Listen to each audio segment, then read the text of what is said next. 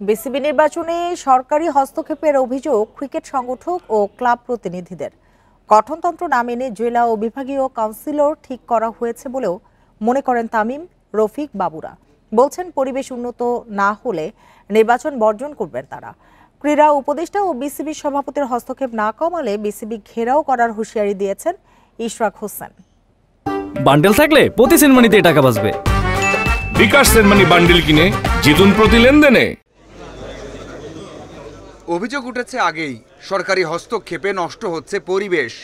সরকার, জাতীয় ক্রীড়া পরিষদ, এমনকি বর্তমান বিসিবি সভাপতি আছেন প্রভাব বিস্তারের তালিকায়।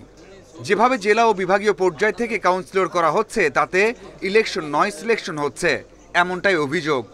আমরা যা দেখছি জেলা বিভাগে যা হচ্ছে, ইভেন ক্লাবে যা হচ্ছে, এটা অ্যাকচুয়ালি সঠিক জিনিসটা ঠিক হচ্ছে না। আমার কাছে মনে হয় এখানে ট্রিমেন্ডাস অ্যামাউন্ট অফ ইন্টারফারেন্স হচ্ছে গভর্নমেন্টের বিভিন্ন জায়গা থেকে।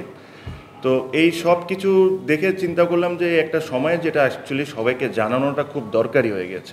বিসিবি সভাপতি বুলবুল নির্বাচন বোঝেন না, তবে হতে চান সভাপতি।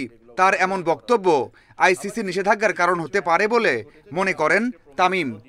উনি ইলেকশন কেমনে হয় ওনার কোনো আইডিয়াই নাই, উনি কোনো কিছুই জানেন না ইলেকশন কেমনে হয়, হি হ্যাজ জিরো আইডিয়া। তো যদি উনি কোনো কিছু না জেনে থাকেন, আপনারা রিসেন্টলি একটা চিঠি পেয়েছেন না যেখানে উনি নিজে সাইন করে পাঠায় বলছেন যে আগের যে কাউন্সিলরগুলো ছিল তাদেরকে বাদ দেওয়া হোক, অনলি অ্যাডপ কমিটির থেকে অ্যাপ্রুভ করা হোক, নতুন করে আমরা ফর্ম পাঠাচ্ছি। যে চিঠিতে উনি সাইন করেছেন, আগের সব চিঠিতে কিন্তু সিওর সাইন করা।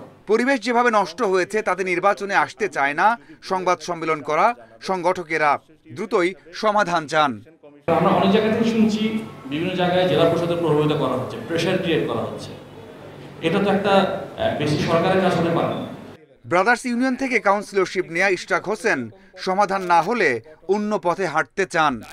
এটা নিয়ে যদি আর বেশি বাড়াবাড়ি করা হয়, প্রয়োজনে বিসিবি ঘেরাও দেওয়া হবে, কিন্তু কোনোভাবে ইলেকশন ইঞ্জিনিয়ারিং করে বিসিবি দখল করবে যাতে ভবিষ্যতে একটা পার্টির লোকজন সেখানে তারা কর্তৃত্ব করতে পারে, আর আমরা সেটা বসে দেখব, সেটা কোনোভাবেই সম্ভব হবে না। নির্বাচনী এমন ডামাডোলের মাঝেই তফসিল ঘোষণা করেছে নির্বাচন কমিশন।